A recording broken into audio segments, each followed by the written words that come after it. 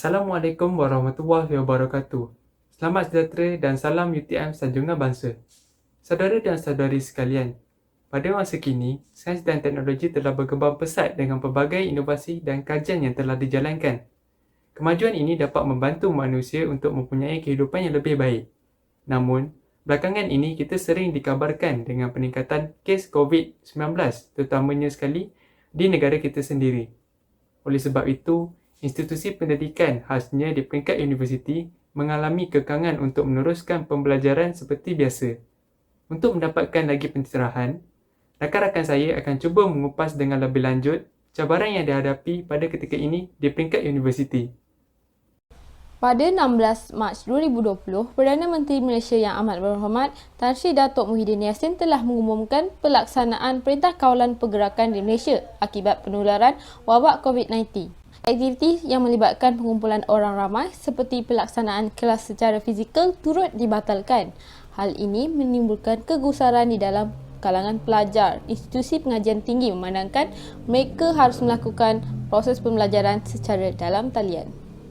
Ramai juga pelajar yang membuat keputusan untuk pulang ke kampung halaman memandangkan Perintah Kawalan Pergerakan ini disanakan selama 2 minggu iaitu bermula pada 18 Mac 2020 hingga 31 Mac 2020. Pensyarah juga mengalami kesulitan memandangkan mereka harus mempelajari teknik baru untuk menyampaikan ilmu pengetahuan. Pensyarah menggunakan pelbagai platform untuk mengendalikan kelas, sebagai contoh, Webex dan Zoom. Tetapi tidak semua yang dapat fokus kepada kelas yang diadakan kerana ada yang tertidur, mempunyai masalah internet dan ada juga yang sibuk dengan kerja rumah. Setelah tarikh test 1 diumumkan, rata-rata pelajar tidak bersedia dengan ujian tersebut. Setelah tamat ujian 1, keputusan yang teruk dapat dilihat secara ketara oleh pensyarah. Lalu pensyarah membincangkan alternatif untuk mengendalikan kelas dengan para pelajar supaya dapat memberikan kemudahan kepada semua pelajar. Gambar ke-16 ini menunjukkan persediaan yang dilakukan oleh pensyarah yang menggunakan perisian dalam web seperti Google Drive, e-learning dan YouTube untuk memudahkan proses pembelajaran atas talian. Walaupun teknologi telah semakin maju, namun ia juga mempunyai batasan dan limitasi. Perkara ini dapat dilihat dalam gambar ke-21 yang menunjukkan seorang pelajar tidak dapat mengakses e-learning. Ini menyukarkan sebarang urusan, terutama sekali ketika kuis dan peperiksaan. Gambar ke-22 pula menunjukkan seorang pensyarah yang menyediakan inisiatif lain seperti aplikasi WhatsApp sebagai platform tambahan untuk pelajar. Setelah beberapa bulan, pelajar dan pensyarah sudah mula membiasakan diri dengan tata cara pengajaran dan pembelajaran secara dalam talian. Seperti biasa, pada penghujung semester akan diadakan peperiksaan akhir bagi pelajar. Namun, beberapa masalah yang tidak diduga berpotensi untuk berlaku seperti masalah capaian internet yang terbatas. Walau bagaimanapun, masalah tersebut dapat diatasi dengan pihak universiti memberi kebenaran kepada para pelajar untuk menduduki peperiksaan di universiti berhampiran atau menawarkan kuota internet secara percuma bagi mendapatkan sambungan internet tanpa gangguan. Tata cara pengendalian peperiksaan akhir semester juga sudah dimaklumkan terlebih dahulu kepada para pelajar di dalam grup WhatsApp atau medium lain mengikut kesesuaian. Akhirnya, walaupun terdapat pelbagai rintangan yang tidak diduga, namun melalui perancangan secara teliti serta pengetahuan dalam mengaplikasikan media sosial untuk tujuan pembelajaran telah membantu dalam melancarkan perjalanan peperiksaan tersebut. Kita akan mengupas kesimpulan bagi cabaran belajar secara atas talian ini. Meniti arus permodernan dunia yang kian mencabar, pelbagai perubahan sama ada drastik maupun tidak perlu dilakukan bagi memastikan kemaslahatan dan kualiti hidup masyarakat terjamin. Oleh itu, setiap individu hendaklah belajar, beradaptasi dan berjalan seiring dengan perubahan globalisasi semasa agar kehidupan dapat diteruskan dengan baik.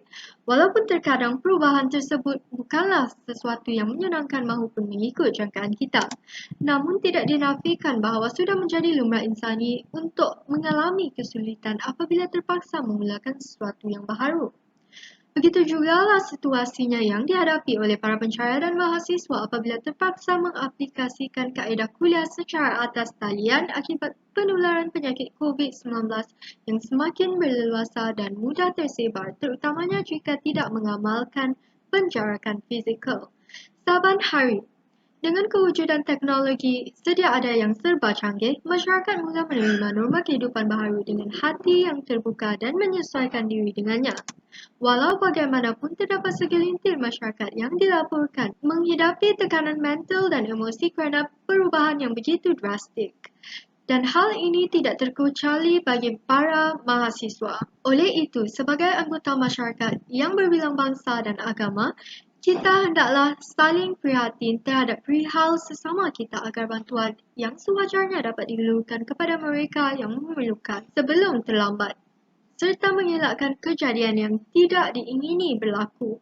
Contohnya kes bunuh diri akibat depresi yang kronik. Selain itu, pihak Kementerian Kesihatan juga haruslah mempergiatkan usaha untuk memberi pendedahan berkenaan kesejahteraan mental dan emosi agar masyarakat lebih berfikiran terbuka dan berpengetahuan tentang hal tersebut.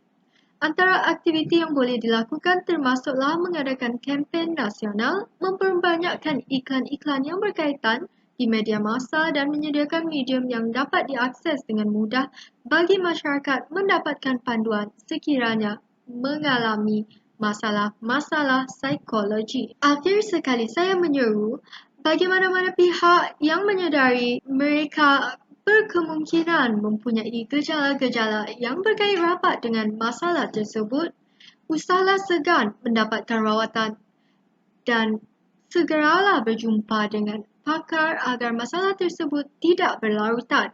Sekian itu sahaja daripada saya. Saya akhiri dengan wabillahi taufiq wal hidayah. Wassalamualaikum warahmatullahi wabarakatuh.